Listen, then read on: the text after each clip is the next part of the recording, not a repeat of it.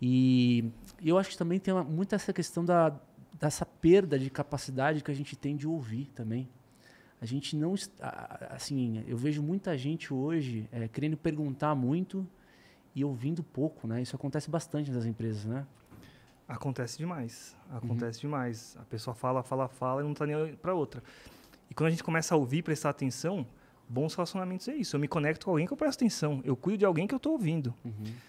Mas eu acho que esse caminho que a conversa tomou, eu queria trazer um ponto que é até um pouco intenso. E principalmente da primeira conversa que a gente teve há 1 ano e pouco atrás, 1 ano, né, mais ou menos, para agora. Quando eu me apresentei para vocês há 1 ano atrás, eu contei que eu tive esse estalo para pensar e estudar a felicidade por conta do... quando eu passei por 3 situações de quase morte, 3 anos sim. seguidos. E ano atrás, você não tinha a questão da doença que você teve. E eu vi a entrevista que você fez contando e esse processo de começar a dar valor para a vida, priorizar as coisas. Este gatilho é muito importante de, cara, o que realmente importa? O que vale a pena? E quando a gente passa por umas situações que a gente começa a lidar com a vida, você começa a falar assim, pô, umas coisas que eu me preocupava nem são tão importantes assim. O que é importante é isso aqui. Família, relacionamentos, o tempo, a saúde. Então, virar essa chave e começar a ter... Às vezes a gente precisa tomar umas porradas na vida para repriorizar. E a gente começa a ajustar. Então, esse processo de dar valor para o que realmente importa é um exercício muito importante e a gente não coloca na agenda. A gente pergunta, quando você para pensar sobre isso? E o mundo que a gente vive hoje, a gente está no piloto automático. A gente está indo só, sobrevivendo. E não pode só sobreviver, deixar as coisas irem no piloto automático. É um pouco...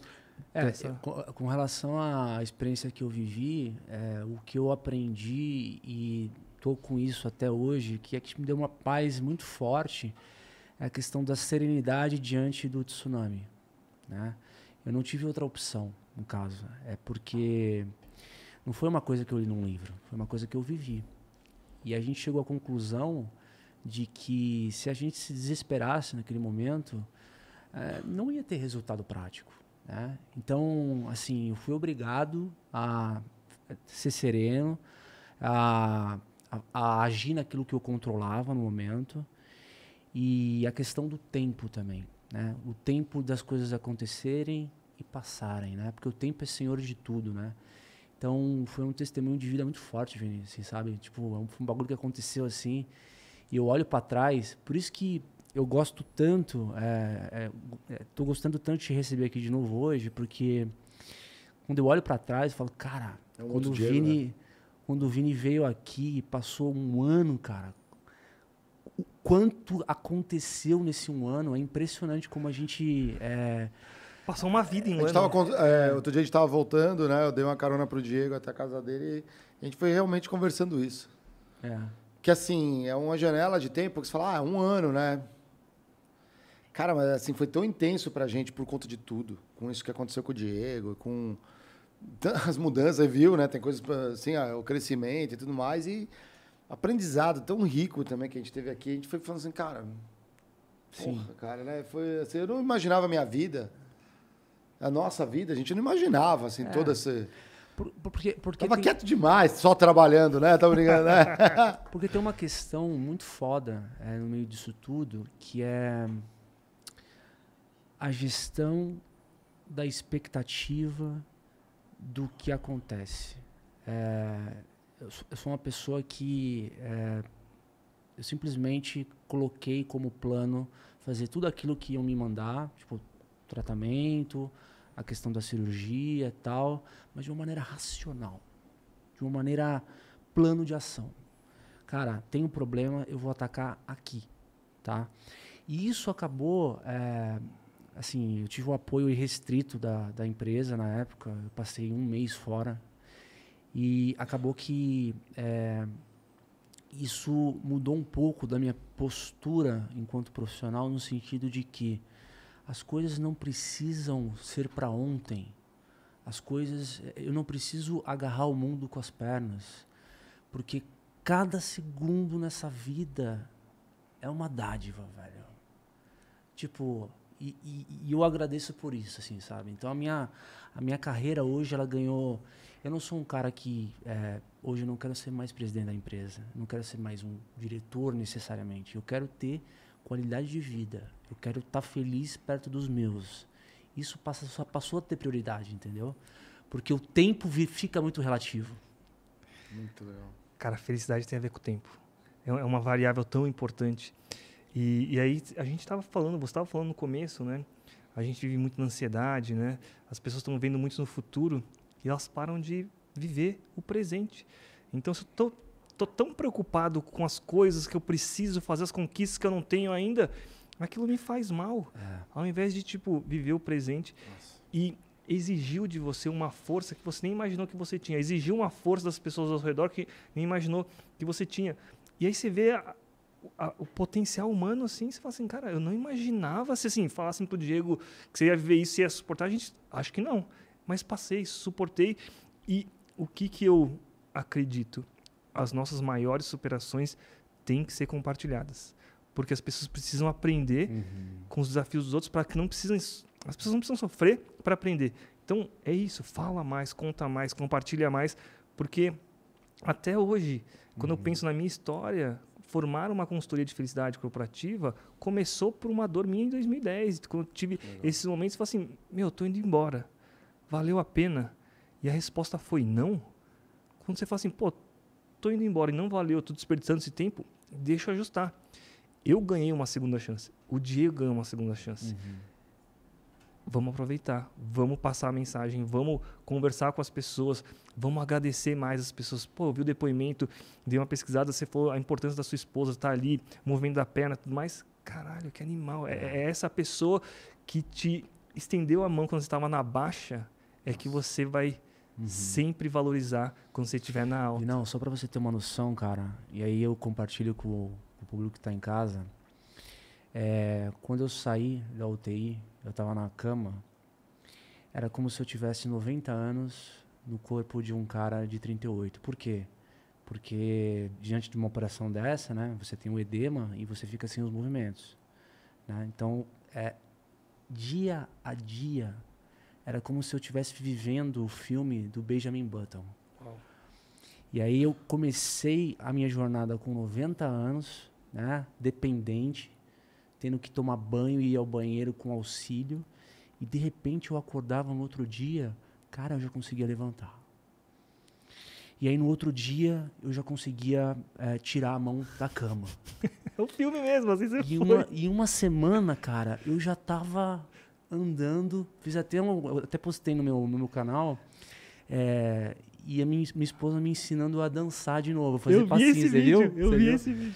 E assim, e é muito louco porque ao mesmo tempo que você se vê tão impotente com relação ao que pode acontecer, que a gente acha que a gente é o super-homem, a gente acha que a gente tem autonomia, tal, quando na verdade, quando vem o baque, você está refém ali de uma situação, só que o nosso corpo, a nossa capacidade, a nossa engrenagem, ela é tão perfeita que em uma semana, cara, uma semana e meia, eu já estava indo para casa, andando junto com a minha esposa.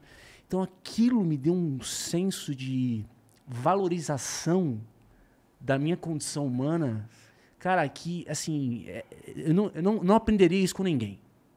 Acho que é a única certeza que eu tenho, porque, de novo, não foi um livro que eu li, não foi uma aula que eu escutei, não foi... Eu vivi, cara. Então, foi muito foda por causa disso. Incrível, que história. Parabéns. E olha que coincidência, eu tenho um grande amigo meu que ele operou um tumor no cérebro também. E aí, ele contando, e aí você me fala se a sua experiência foi parecida, a medicina é um negócio, assim, impressionante. Ele abriu o cérebro, eles colocam assim meio sensores e aí eles vão testando assim, cutuca o cérebro aqui, mexeu aqui esse braço, cutuca ali é um outro, para ver a parte que você pode recortar do cérebro, e a pessoa está acordada durante a cirurgia falando e tudo mais. E eu falei, meu Deus, como que pode um negócio desse? Aconteceu. A pessoa acordada, a pessoa abriu. Conversando, né? Você vai conversar com a pessoa. Aconteceu. Eu fiz a cirurgia acordado. Sim, é muito louco porque tem equipe de médicos conversando com você e ao mesmo tempo tem os cirurgiões lá atrás, né? É uma cena meio, né, meio ficção. E aí, cara, tava rolando no meio da operação, ao mesmo tempo que eu tava contando das minhas viagens que eu fiz quando era mais novo, pra neurofisiologista. Mnemônico, né? Pra pegar memória. Não, ali eu tava também. no free speech ali, conversando e tal, e, cara, a operação rolando. Era uma forma deles monitorarem que eu não tava tendo nenhum déficit da região que eles estavam mexendo. E no final, cara, os caras conseguiram fazer um milagre, porque o meu medo, meu desespero, não era nem a questão da vida, porque a possibilidade era muito grande, só se desse um problema mesmo no meio da operação, mas do déficit cognitivo e motor, porque isso ia me derrubar. Assim, eu ia ter que achar força não sei aonde e tal, e aconteceu um milagre, cara, de eu voltar aqui, cara, assim, tipo, voltei a trabalhar. Preocupado pra caramba, voltei né? a trabalhar em 15 dias. O clima mexeu aqui. Claro. A gente ficou um mês fazendo o programa. Abalado. Isso, e aí eu ligava pra ele bastante, assim, e aí? Aí ele, hoje eu tô andando, legal, e aí? Porque assim, a gente tinha sempre foi muito otimista, entrou nas orações diárias pra caramba, óbvio, né? Porque tem aquela coisa, né? A gente sabe o quão arriscado e delicado é também a situação, não é assim, não é, eu quebrei o pé, não é isso. Mas a gente, quando fazia o programa, sem o Diego, naquela época, né, naquele período, tinha um sentimento de estar faltando alguma coisa, sabe? Assim, puta, não é assim num dia que ele pode... faltou nesse episódio, veio no próximo. Não, era algo que a gente não estava acostumado. Sim. E era doloroso, né? Você entrava... E aí, vocês têm notícia, galera, né? Os outros programas da casa, e aí? Não, tá indo e tal. Era aquele acolhimento também. Super.